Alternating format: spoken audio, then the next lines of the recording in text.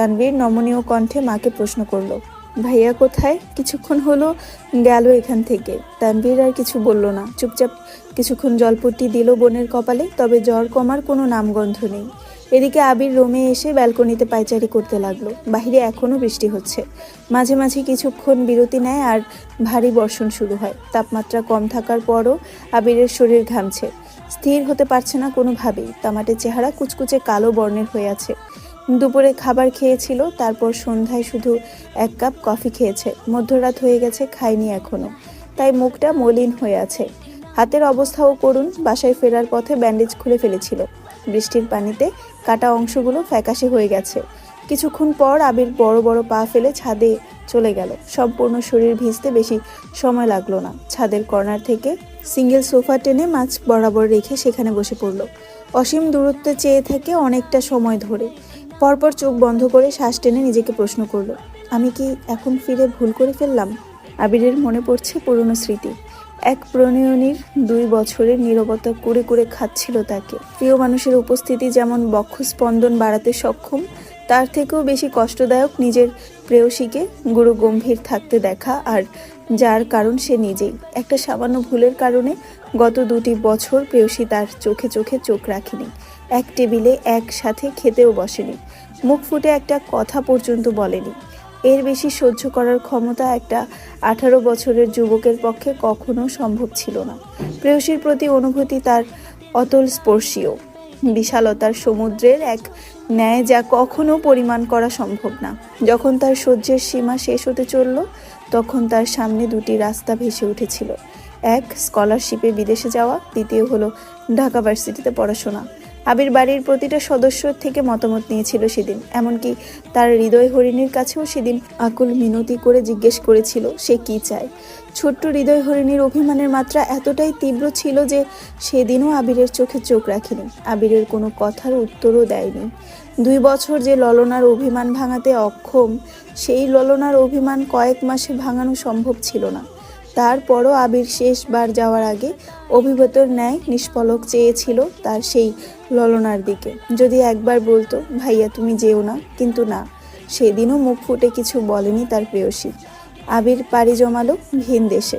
পার্থিব জগতের মাঝে অপার্থিব সৌন্দর্যের অধিকারী তার সেই ছোট্ট ললনাকে ফেলে চলে গিয়েছিল।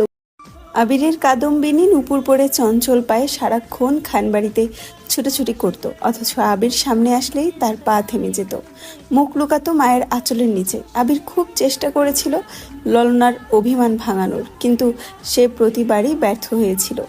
পড়তে গেলে, ঘুমাতে গেলে সেই চঞ্চল পায়ের নুপুরের শব্দ আবিরের হৃদয় ভেঙে চূর্ণ বির্ণ করত। সেই ছুটাছুটি যেই চঞ্চলতার সে নিজের চোখে দেখতে পারে না, তার শব্দ কানে আসলে আকাশ ভেঙে পড়তো মাথায়। তাই খুলে নিয়েছিল মেঘের পায়ের নুপুর। দেশ ছেড়ে যাওয়ার কিছুদিন পূর্বে তানভীরকে জড়িয়ে ধরে 2 বছরের জমাট বন্ধ নীল পাহাড় ভেঙে অঝরে কেঁদেছিল আবির। বোধ শক্তি হওয়ার পর সেটাই ছিল আবিরের প্রথম কান্না। লোকে বলে পুরুষ মানুষের কাঁদা নিষেধ, কান্না এলে কাঁদা যাবে না, চাপিয়ে রাখতে হবে, তা মনের গহীনে। কিন্তু যখন জীবনের সবচেয়ে মূল্যবান জিনিসটা হারিয়ে যায় বা নিজের থেকেও প্রিয় ব্যক্তির সাথে দূরত্ব বেড়ে যায়, তখন পুরুষ মানুষ চাইলেও নিজেকে শক্ত রেখে অনুভূতি চেপে রাখতে পারে না। তানভীর আবিরের সেই মরার কান্না দেখে বিস্ময়কর চোখে তাকিয়েছিল। কয়েক মুহূর্ত পর আবিরকে জড়িয়ে ধরে কয়েক শতবার শুধু জিজ্ঞেস করেছিল, কি হয়েছে, কি হয়েছে ভাইয়া, কাঁদছো কেন, বলো আমায়। কিন্তু বাঁধহীন কান্নার ফলে আবির কোনো উত্তরই দিতে পারছিল না।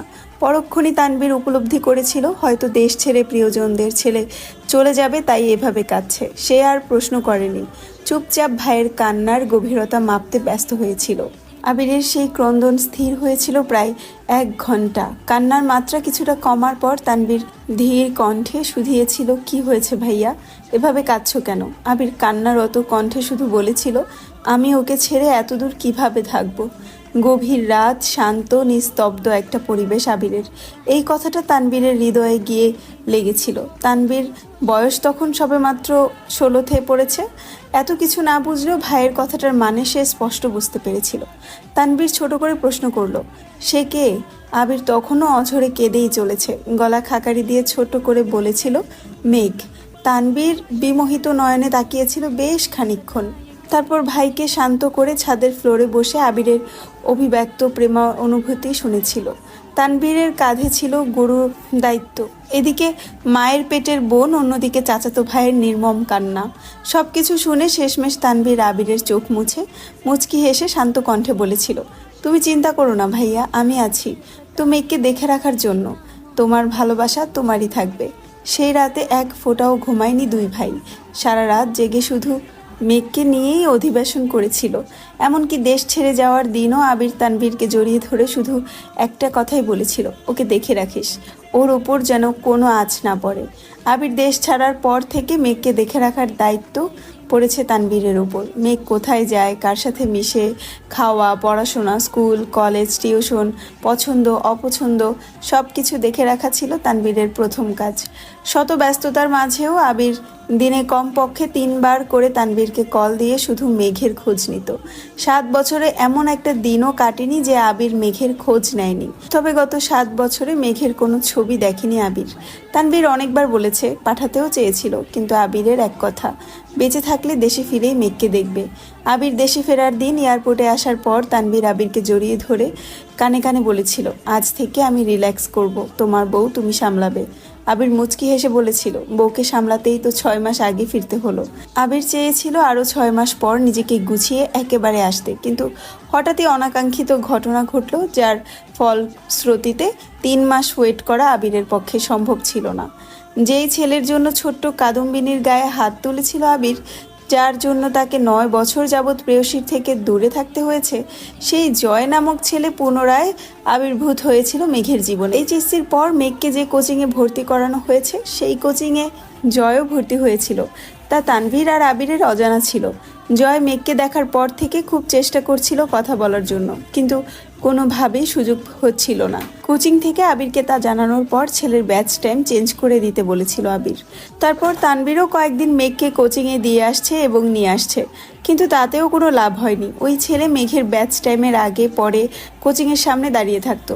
আবির তানভীরকে ওই ছেলের সম্পর্কে খোঁজ নিতে বলে। দিন শেষে জানতে পারে এই ছেলেই ছোটবেলার সেই জয়। এটা জানা মাত্র আবিরের মাথায় রক্ত উঠে গেছিল।